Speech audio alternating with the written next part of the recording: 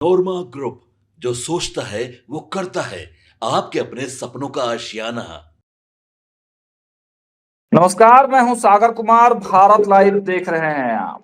देखिए, तमाम हलकनों में ये चर्चा थी कि बीपीएससी की जो एग्जाम 17वीं बीपीएससी की जो एग्जाम हो रही थी उसको क्या रद्द किया जाएगा या फिर कोई बड़ा फैसला आयोग लेगी।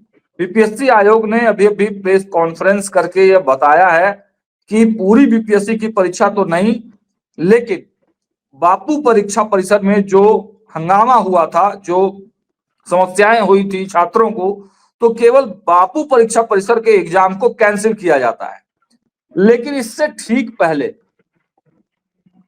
एक और चर्चा हो रही थी पेपर लीक की। तमाम जो पेपर लीक हुए हैं बिहार में, चाहे बीपीएससी की हो चाहे और कोई भी, और पहले के भी कई एग्जाम, पेपर लीक मामले में आज ईओयू ने एक बड़ा खुलासा किया है। ईओयू के डीआईजी मानवजीत सिंह ढिल्लों ने प्रेस कॉन्फ्रेंस करके यह बताया है कि 3 कोचिंग संस्थान अभी भी राडार पर हैं। अब प्रशासन और पुलिस की टीम जल्द से जल्द वारंट लेकर उनकी गिरफ्तारी करेगी। देखिए, छात्र नेता दिलीप हमारे साथ हैं। पहले तो आपका बहुत बहुत स्वागत है दिलीप जी। जी बहुत बहुत धन्यवाद। आपने भी बहुत आंदोलन किया इस मैटर को लेकर, आप जेल भी गए, जेल से फिर वापस आए हैं। जिस प्रकार का माहौल चल रहा है दिलीप जी, और जो बातें कही जा रही हैं, आपने भी आरोप लगाया था कि बीपीएससी में कहीं ना कहीं इस प्रकार की जो चर्चा है कि 3 कोचिंग संस्थान ऐसे हैं जिस पर बड़ा आरोप है। लेकिन क्या कारण है कि डीआईजी मानवजीत सिंह ढिल्लों उन कोचिंग संस्थानों के नाम नहीं बता रहे हैं? क्या कोई बड़ा रहस्य से पर्दा उठने वाला है? आपने, चूंकि पहली बार आपने बताया था, मीडिया बाइट्स भी दिए थे और ओपन रूप से कई संस्थानों पर भी आपने आरोप लगाए थे। क्या कहेंगे इस पूरे मामले में? देखिए, हम तो चाहते हैं कि उन कोचिंग संस्थानों और शिक्षकों का नाम सार्वजनिक हो, ताकि आम जनता को और युवाओं को भी पता चले कि वो कोचिंग शिक्षक कौन है। लेकिन अभी तक नाम उजागर नहीं किया गया है। तो ऐसा भी 2 काम हो सकता है, या तो ईमानदारी से जांच होगी तो वो कोचिंग वाले पकड़े जाएंगे, गिरफ्तार होंगे, या फिर कहीं सरकार का दबाव रहेगा, पॉलिटिकल नेताओं का दबाव रहेगा, तो हो सकता है जो बड़े बड़े नाम होंगे वो बच जाएंगे और जो 1-2 छोटे लोग होंगे कोचिंग वाले वो पकड़े जाएंगे। ये भी हो सकता है। तो अब तो देखने वाली बात है कि आगे क्या होता है। लेकिन हम तो कुछ समय से ये बोलते आ रहे हैं कि पटना के कुछ कोचिंग शिक्षक पेपर लीक में संलिप्त रहते हैं, और संजीव मुखिया जैसे लोग, विशाल चौरसिया जैसे लोगों का कनेक्शन कोचिंग शिक्षकों से है, पटना के कोचिंग शिक्षकों से, और पटना के बाहर भी कई जिलों के कोचिंग शिक्षकों से उन लोग का संपर्क रहता है। क्योंकि ये लोग सेटिंग का जो है तरीका बदलते हैं हमेशा। अभी सेटिंग का तरीका इन लोगों ने कर लिया है कि डायरेक्ट ये कोचिंग शिक्षकों से डील करते हैं कि हमको इतना स्टूडेंट इस वैकेंसी के लिए चाहिए, आपको इतना पैसा हम देंगे, ताकि एक साथ उनको स्टूडेंट मिला। कोचिंग वाले को क्या होता है, उनको पैसा भी मिल गया और रिजल्ट होने के बाद वो दिखाएंगे कि हमारे कोचिंग से इतना लोग डीएपी बना, इतना एसडीओ बना, इतना शिक्षक बना, इतना दरोगा बना। तो यही खेल चल रहा है बिहार में। और आप देखिए, बीपीएससी जो है प्राइवेट कोचिंग शिक्षकों के साथ मीटिंग करती है। तो क्या वो जो शिक्षक आए थे मीटिंग में, क्या उसमें से कोई पेपर लीक में संलिप्त नहीं है? इसकी गारंटी देंगे बीपीएससी के चेयरमैन साहब। अगर उसमें से कोई पेपर लीक में संलिप्त है तो क्या वैसे लोगों के कहने, जो भी शिक्षक आए थे, जो भी शिक्षक थे, चाहे वो खान सर हो या रहमान सर हो या ऑफिसर्स अकेडमी वाले हो या कोई भी शिक्षक हो,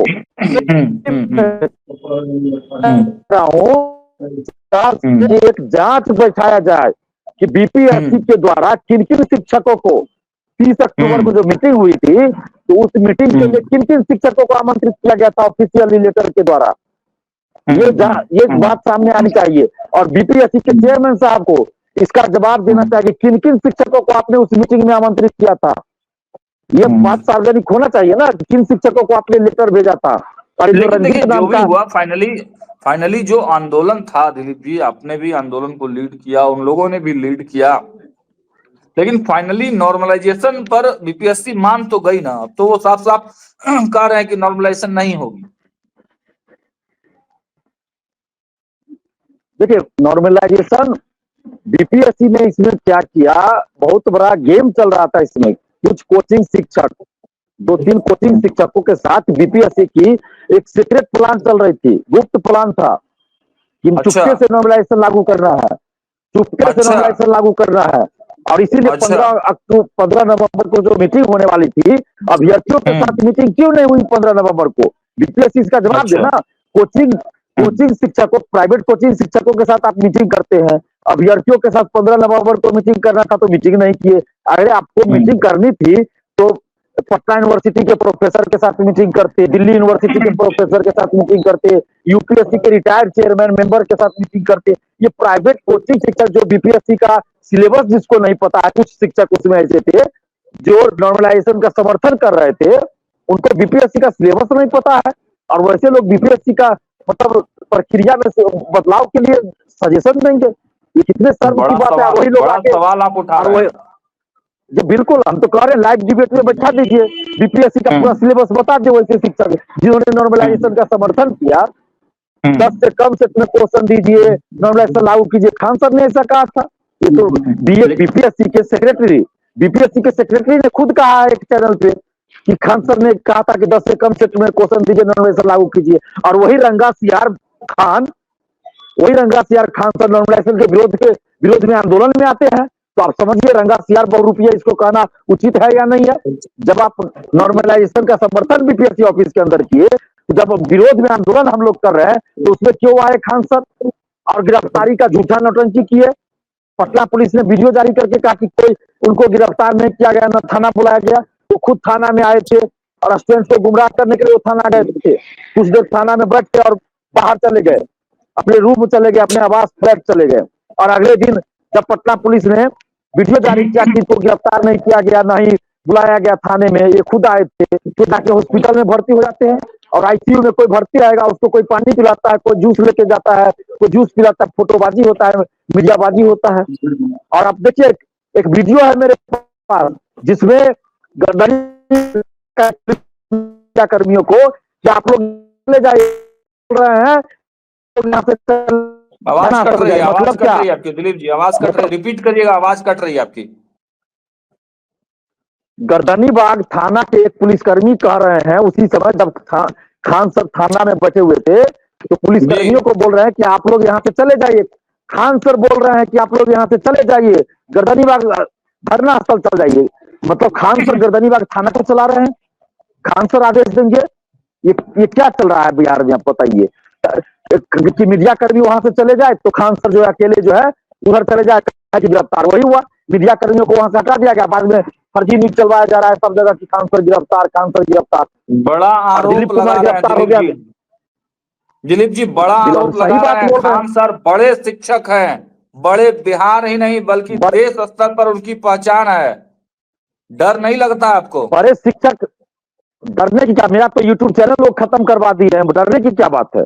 मेरा यूट्यूब चैनल को खान सर खत्म करवा दिए हैं, डिलीट करवा दिए हैं। तो पावरफुल आदमी तो है ही, पैसा वाला है, पावरफुल है, पॉलिटिकल उनके पास सबको। लेकिन हम सच्चाई के रास्ते पे चलते हैं, लाखों करोड़ों युवाओं के हित में लड़ते हैं, तो हमें किसी से डर नहीं है, चाहे वो खान सर हो या कोई हो। खान सर से हमारा कोई लेना देना नहीं है।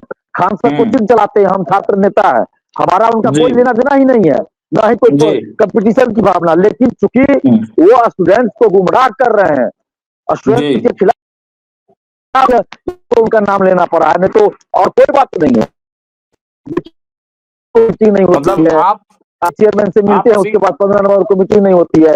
आप सीधे आप आरोप लगा रहे हैं खान सर पर कि खान सर पहले नॉर्मलाइजेशन के सपोर्ट में थे और वो फिर अचानक छात्रों के पाले में आ जाते हैं कि नॉर्मलाइजेशन लागू नहीं करने के लिए झूठ मूठ का रंगा सियार बनते हैं।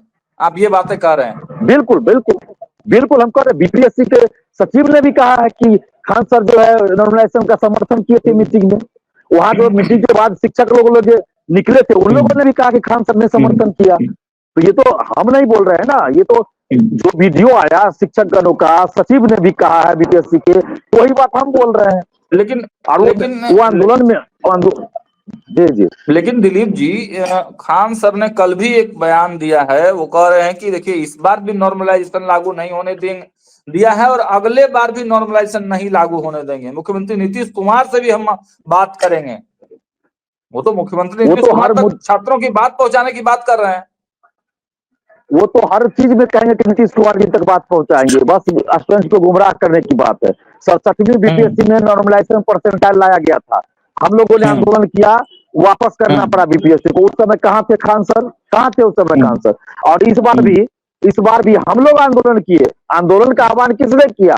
हम लोगों ने किया। आंदोलन हम लोगों ने किया। मतलब बेली रोड किसी में चीज की लाठीचार्ज किसने लड़ाई है? करी? आंदोलन के क्रेडिट लेने की लड़ाई है आपने और खान सर में? नहीं नहीं नहीं नहीं, आंदोलन तो 6 तारीख को हुआ है ना, आंदोलन 6 दिसंबर को हुआ है। लेकिन मेरा वीडियो देखिए, पिछले हम TRE 3 पेपर लीक के बाद से हम खान सर के बारे में बोल रहे हैं। तो क्रेडिट हमको नहीं चाहिए किसी चीज का, हमको क्रेडिट लेना भी नहीं है, हमको बस काम करना। लेकिन कोई अगर जिस चीज का समर्थन कर चुका हो, उस चीज के विरोध में आंदोलन में आता है, तो इसका मतलब क्या? वो तो कोई आपको गुमराह कर रहा है हाईजेक भाई। करने के लिए आए थे, आंदोलन को हाईजेक करने के लिए आए थे। आंदोलन को हाईजैक करने और आंदोलन को कमजोर करने के लिए आए थे, आंदोलन को तोड़ने के लिए आए थे। अगर उनमें वापस तो 6 दिसंबर वापस हम लोग मुद्दे पे आते हैं, जिस मुद्दे पर हम लोग बातचीत कर रहे थे। जिन 3 कोचिंग संस्थानों की बात की जा रही है दिलीप जी, आपको क्या लगता है कौन से बड़े वो नाम इसमें हो सकते हैं? देखिए, अभी तो आर्थिक अपराध इकाई ही बता सकती है, जांच तो वो लोग कर रहे हैं। लेकिन हाँ, मुझे जो संदेह है, पटना के कुछ बड़े बड़े कोचिंग तो जरूर शामिल है इसमें। मुझे संदेह है कि हो सकते हैं बड़े बड़े कोचिंग वाले शामिल होंगे। ये तो आर्थिक अपराध इकाई जो जांच कर रही है वही बता सकती है, नाम तो हम नहीं बता सकते हैं। लेकिन इतना तो हम कह सकते हैं कि हमें संदेह है पटना के कुछ बड़े बड़े कोचिंग शिक्षक इसमें शामिल है पेपर लीक में। क्योंकि किस पर संदेह है? नाम तो खोलिए। नहीं ना, अभी हम नाम नहीं बोल सकते ना। जब आर्थिक अपराध इकाई बोल रही है कि 3 लोग हैं, जांच चल रहा है, जांच प्रभावित हो सकता है, ऐसे नाम नहीं उजागर करेंगे, तो हम भी नाम अभी नहीं बोल सकते हैं। ये तो आर्थिक अपराध इकाई का आने दीजिए।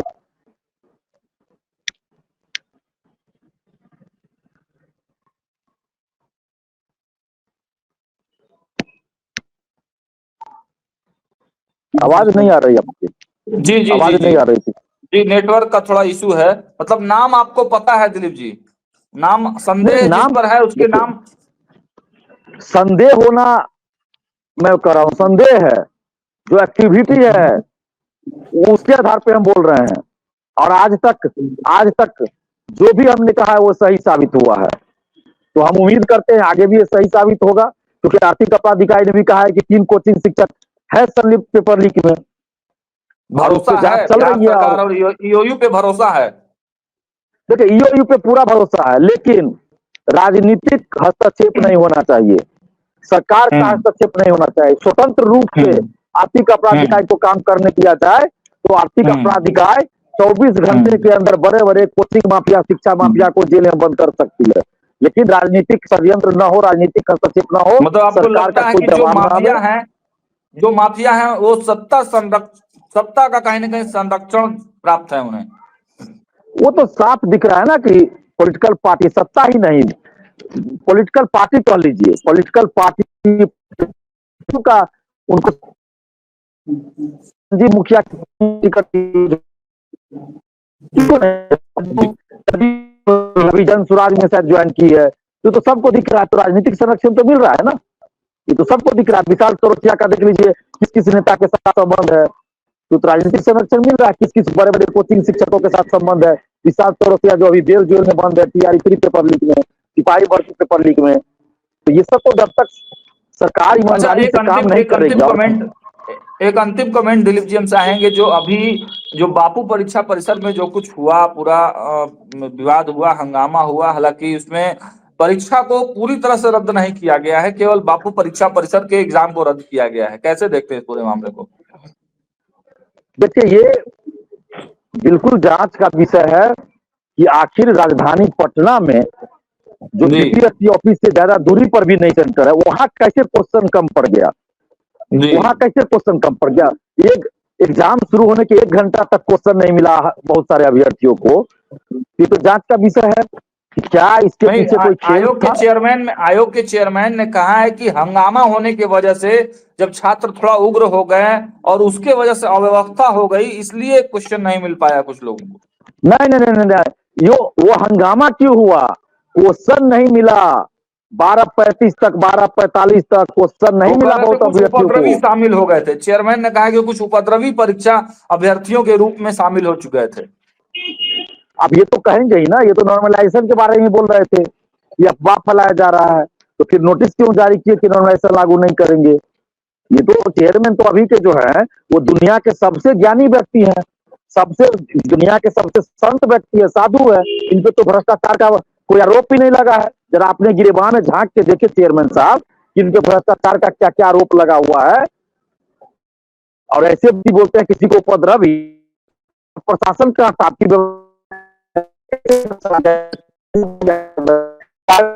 अभ्यर्थियों का चलिए, तो कौन देखिए इसका व्यवस्था नेटवर्क में करेगा? भी थोड़ी बायोमेट्रिक इश्यू डिलीट आ कौन रही है और करवाएगा? तमाम। जी जी जी जी। जी। तो चलिए, तो देखिए नेटवर्क में भी थोड़ी इशू है, लेकिन तमाम मुद्दों पर हमारी बातचीत हुई है। छात्र नेता दिलीप हमारे साथ मौजूद थे, इन्होंने तमाम सवालों के जवाब दिए हैं।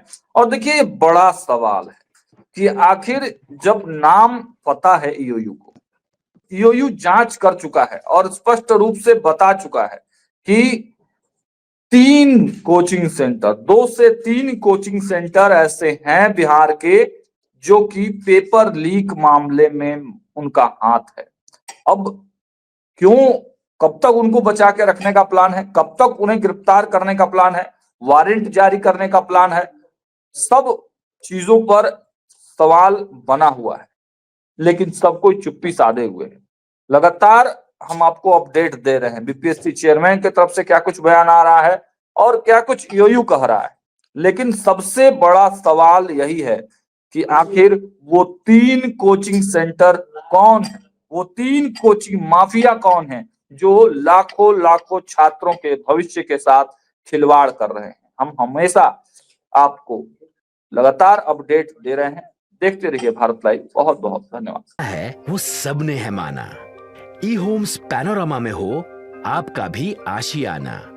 और फाइनली हमने 2021 में इस प्रोजेक्ट को लॉन्च किया। बहुत लोग अप्रिशिएट कर रहे हैं कि पूर्णिया जैसे शहर में, बिहार के, एक तो बिहार की बात करें उसमें भी पूर्णिया जैसे छोटे जगह में इस तरह का लाइफस्टाइल देना, ये सुन के हम लोगों को बहुत अच्छा लगता है। ई होम्स में हमने कुछ और भी किया है, जैसे हम जिस जगह में रह रहे हैं हमारे फैमिली सिक्योर हो, उनको सिक्योरिटी का ध्यान में रखा है। आपकी सुविधा और सुरक्षा आपके लिए खास है, ये आपका विश्वास है। इसमें आर्टिफिशियल इंटेलिजेंस का 7 लेयर सिक्योरिटी का हमने इस्तेमाल किया है। लस ग्रीन कैंपस को बनाया है। यदि हमारा बाउंड्री वाल है तो वो वर्टिकल गार्डन है। ये जितनी भी फैसिलिटी होता है एक इंटरनेशनल टाउनशिप में, ई होम्स है, ये हम लोग विश्वास नहीं कर पा रहे हैं। जो भी हमारे मित्र दोस्त या जो भी हमारे बाहर के बाहर आते हैं तो हम लोगों को बहुत अच्छा सुनने को मिलता है और बहुत अच्छा क्रेडिट मिल रहा है। वो सारा हमने सिर्फ एक बिल्डिंग नहीं बनाया, हमने एक बहुत अच्छा लाइफस्टाइल दिया ई होम्स में, और मेरा एक सपना था जिसको मैं आज फुलफिल होते हुए देख पा रहा हूँ। ये आपका आवास है। ई होम्स पैनोरामा में अब आपका निवास है। E homes panorama, luxurious lifestyle redefined. Panorama group, जो सोचता है वो करता है। अगर ये वीडियो पसंद आई और वह बिहार के राजनीति और बिहारियत से सरोकार रखेनी तो सब्सक्राइब बटन दबा के चैनल के सब्सक्राइब कर ली। ओजे एगो घंटी बा, ओकरा बटन दबा देला से कुल सटीक और मारक खबर रुआ मुफ्त में मिल जाई। अगर रुआ पत्रकारिता के हमनी के नया प्रयोग में सहयोग कर चाहतानी तो ज्वाइन बटन दबा दी। पेटीएम नंबर नोट कर ली 9386816700।